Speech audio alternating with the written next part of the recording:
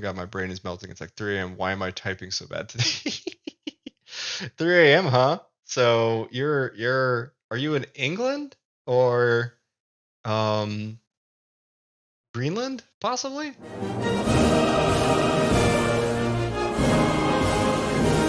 Oh, okay. Okay.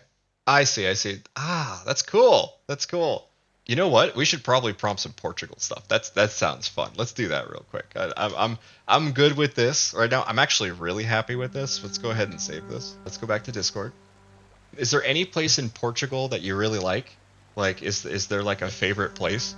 Whenever I'm generating stuff, I tend to start with scouting, which is the same thing that you would do in Hollywood film, where you scout a location. You try to figure out where you want to shoot your movie, so you get angles and all that kind of stuff. And my approach to AI is very similar to filmmaking, where we're trying to first create the world, and then we're trying to shoot within that world using camera angles and such. Okay, cool. Let's do that real quick. I'm not even going to pretend like I can pronounce it, to be honest. I'm just setting the aspect ratio. I didn't tell it anime, didn't tell it nothing like that. I'm just kind of curious what we get off the bat for that. At least when I'm like, when I went to Brussels as a kid, there was a cathedral that I stop off the train, and just a random memory as a kid, right? And I was like, oh, I'll just do that. My entire tutorial is set inside of that cathedral. One of Portugal's most famous places. Okay, cool. So it's certainly prompting. It's certainly prompting something. I don't know how accurate. Actually, I'll pull up a reference image right now. So we have the image references here. Look at that. Look at that. So awesome right off the bat. Let's try to put this character inside of that place. But look at this. Look at this. So we do have the character. It's not an accurate representation of the character, but we do have the character standing in front of the castle in kind of an awkward perspective for most of it because of the way that we're doing this.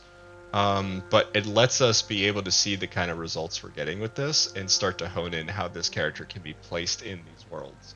So let's double back a little bit. And what I'm going to do is I'm going to grab this location like that. And then I'm going to add the prompt covered in vines, overgrown. And then let's do, because we have the reference image there, covered in overgrown. And then I'm going to do anime, which is Niji. And yes, the references. So like, again, this is a tool. It's not meant to replace you. It's meant to be a tool that complements you. And sometimes it won't compliment you, and that's a good thing. It'll be like, this is actually how legs work. Like sometimes the anatomy can be really weird and Cronenbergy with AI, but at least in my opinion, the diversity of the results actually inspire more ideas rather than restrict them. For some people, that is the exact opposite. Like their mind works that as soon as they see a visual, they can't unthink that visual, and essentially they are now tainted and can no longer creatively explore an idea. I completely understand that idea too, like that perspective. Everyone's different. I personally tend to panic at looking at a blank canvas, while some artists get fully inspired by looking at a blank canvas. This to me is it is an exciting new way for me to get over the writer's block that I tend to get. Some folks will consider that cheating. I personally think that everything is fair in Love and War. So yeah, we can see we already have some pretty interesting looking aesthetic here. But let's try out one of these new buttons here. This is relatively new. It's about a week old. So personally, though, I mean, that looks super cool. I think that you have all sorts of potential for doing like an adventure story, like almost like Indiana Jones. I actually just rewatched Temple of Doom, and it's amazing how many people hate that movie, and especially hate the Billy, the female protagonist in it. I love that movie. That movie is a gem for my childhood. So like I'll always remember with intensity the ripping out the heart scene and all that stuff. And I'm like, that's every child needs to see that. Oh, oh, that's looking good. I am trying to merge a bunch of different industries together by using this tech, and that can be something to where, depending on the person, is super exciting or super scary. It really just depends on the individual. This is the first thing that came back from the zoom out.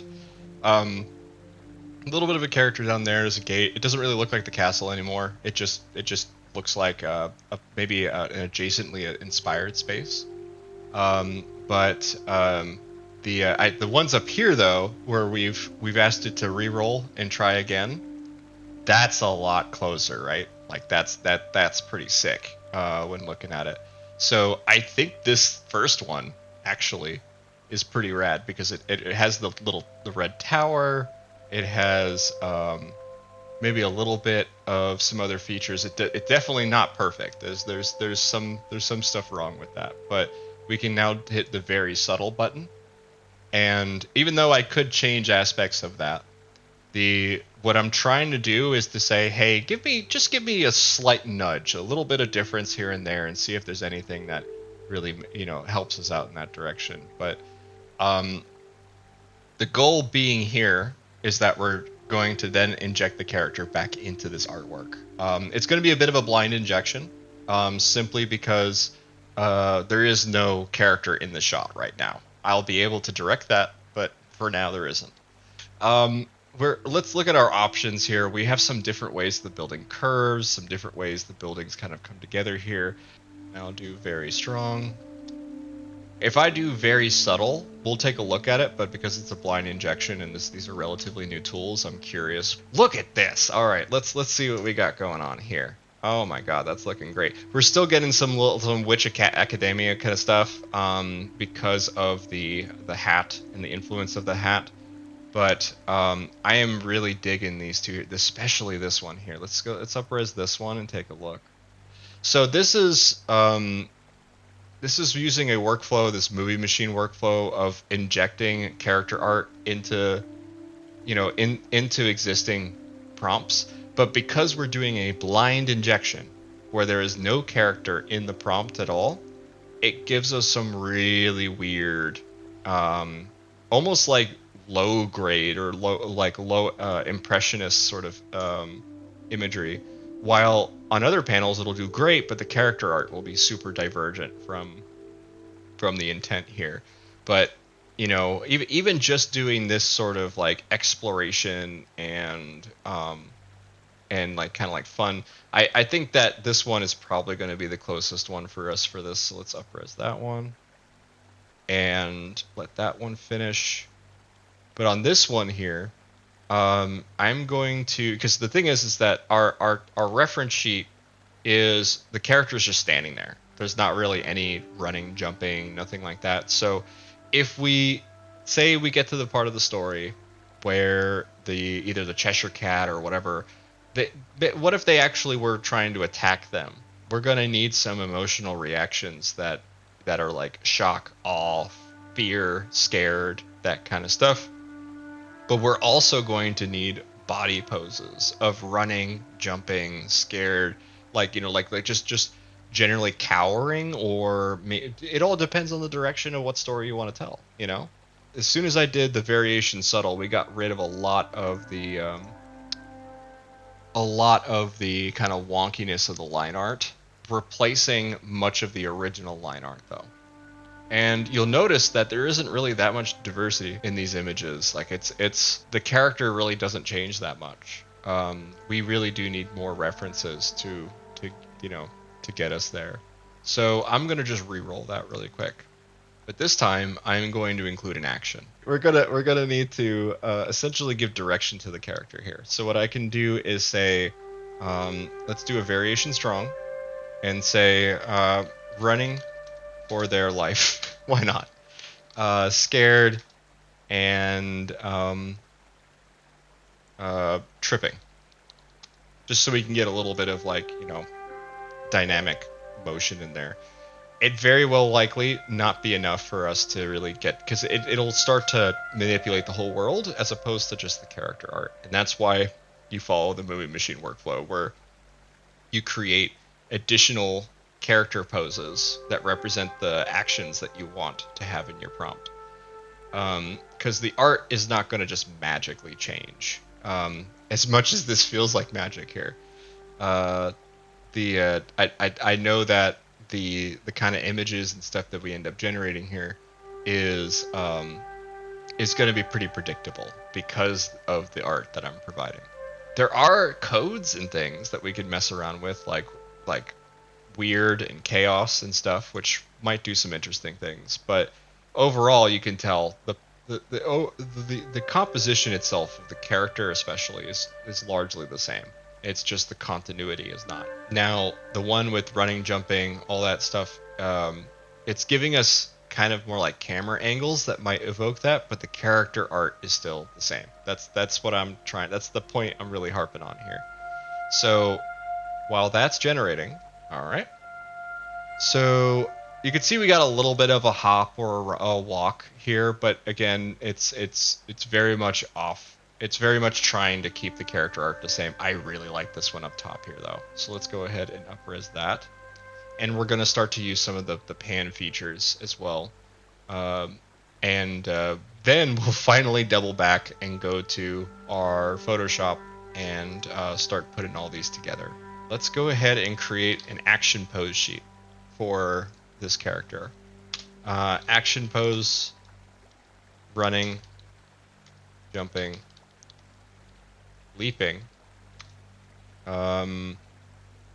vaulting, sprint, multiple action poses, and start off with character sheet. Let's see what we get with that and turning on anime. I did include the aesthetic plate, which is I'm not sure how smart that was, but I didn't give any character direction at all for this running jumping sheet here, so it could very well be that this is incomplete, but it's looking pretty good to me. So we might have to say, oh, she's wearing a hat and doesn't have a hood. So that's actually looking pretty cool already. There is some neat stuff, but it's not perfect just yet. So instead, we're going to do the text-only method of this. So we're going to write as much description as we can about our character. So character sheet, multiple poses, running, jumping, vaulting, sprinting. And then I'm going to say hat, large hat, green tunic. Is it a tunic? Green. Yeah, I'm just going to say. No, I'm just going to say green. Large hat, green. Not going to worry about the belt. There is no belt. Oh, yeah. We want to say no hood. So look, if you look here, we have much more dynamic running, jumping, posing. And this is like the hat, kind of a little more like the hat that we're aiming for. But what we want to do is now take the art that we had. If I remember right, this first, let's see, is it the last one that's the aesthetic sheet? Yeah. So I'm going to take everything but the last URL, because the last one is just the background. We're going to come into here, and let's go ahead and do a remix of this one. All right, let's take a look at this. So we got the models here. Look at that. Isn't that cool? There's all sorts of wonderful poses that we got out of this that are kind of evoking a bit more weightlessness than I was expecting, but it definitely gets us a good starting point here. Now, this is something about the movie machine workflow, is that Midjourney by itself will just, if I hit reroll on this, it will not follow the workflow. Because the reroll function essentially looks at everything that it currently knows about the current prompt and just tries something else. While in order to follow the workflow, you actually need to double back to the original prompt, the word-only prompt, and re-inject back into that. All right, I gotta say, like right off the bat, that looks incredible. Like just the movement in it seems like she is way more powerful than what is alluded by her character. You know what I mean? Like, in the sense that I can almost imagine like there is, a spell that she would cast on her feet to make herself weightless so that she can get to the top of the castle very quickly. Um, like that's kind of what I'm seeing with this here. Um, and we even have some of that in this first one here too, where there's a little bit of kind of a jaunt or a movement to it. This is very angelic, by the way. Like this is very much like uh, dropping um, from the sky or whatever. But look, we got even more poses. I wanted less.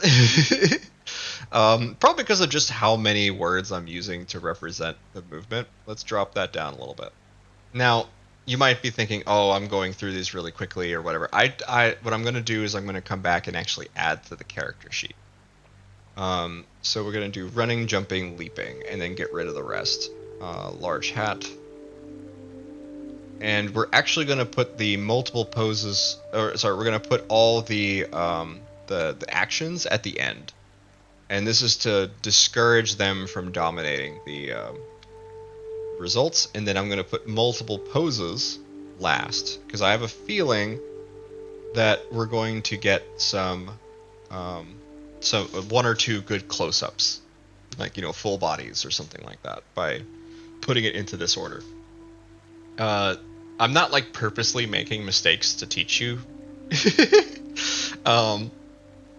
This is the trial by failure method of art that is ugly art, AI ugly art. It's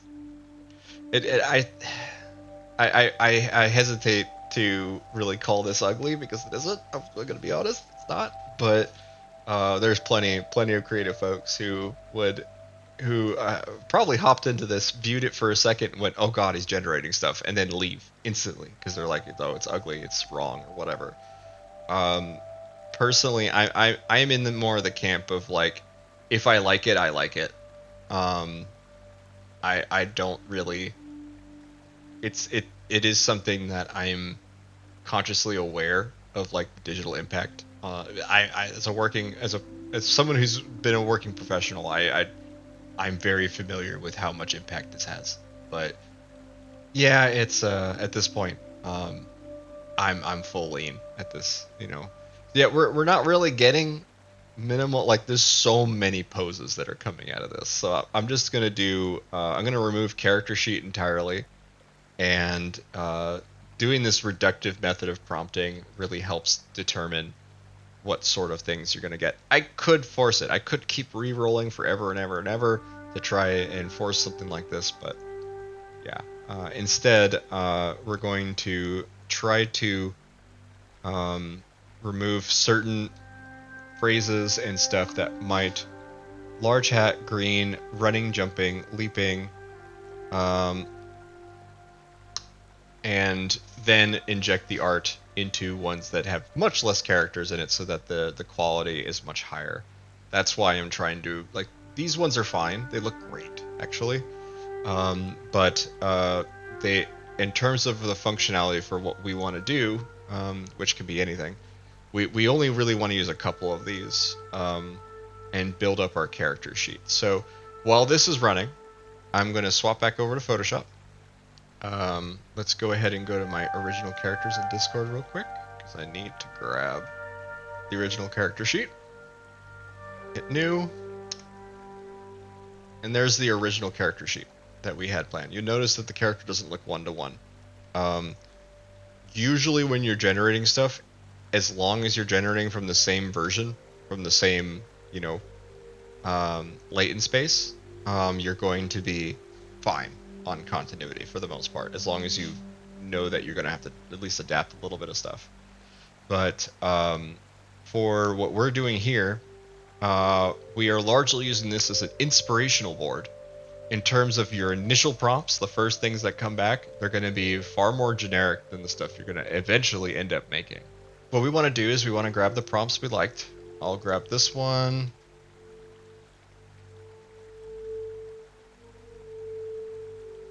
So the thing about this is that we want this character sheet to now have a bunch of these references, but they need to match the original. Like, they need to be as close as possible so that we retain continuity throughout this process. I want them to be separated because I want to be able to select them later.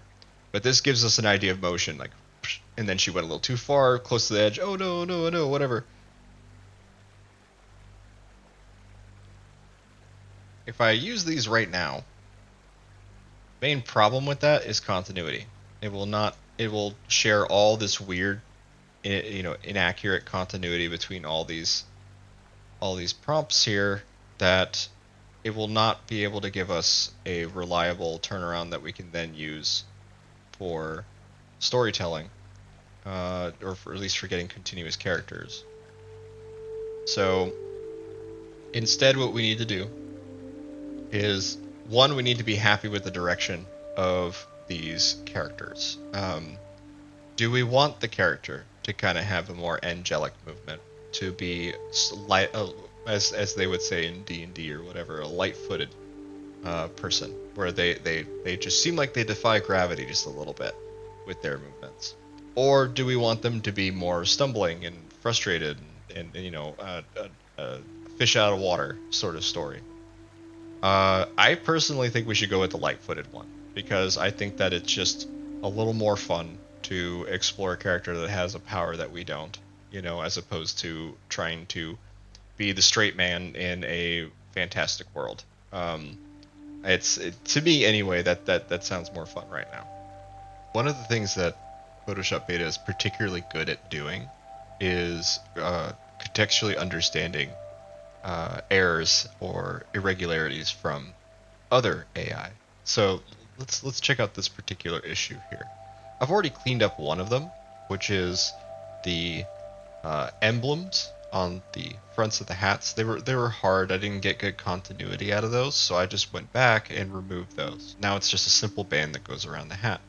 But the other rather glaring one is on this last one right here, which is this like trim, or it's kind of hard to tell exactly what this is in terms of the continuation of this fabric, but comparing to all the other ones here, they all follow the same. There's a little like kind of tie in the back, and then this kind of trim to the shirt, and then this one, it breaks loose almost like a second tie. So I just selected this and then told it to generate without any text whatsoever, and making sure that I followed the line of the arm and then included the area that I wanted it to replace as well. And what resulted was this. And this was the first result. It followed along, it made it darker, it made the line follow here. With a little bit of like even just minor cleanup right here, you could definitely see that as, okay, now this is the jacket pulled back, revealing more of the shirt that's underneath instead of the arrow. And just for the sake of demonstration, here are the other results that came back. Even that has a darker trim on the side, but it almost again tried to make another tie. So instead, this to me is significantly better.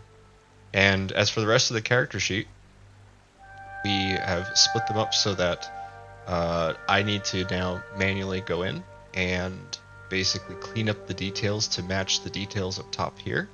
And these are more like thumbnails that we'll use to give direction of like body and form, to make the light-footed character.